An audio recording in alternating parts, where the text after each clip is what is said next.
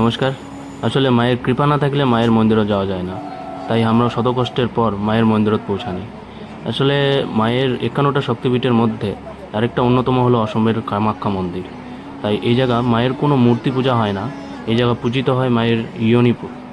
তাই এই জায়গায় সংলগ্ন করিয়া নানা রকম মানুষের ভিড় সম্মাট হয়েছে, দূর দূরান্ত থাকা লোক আছে।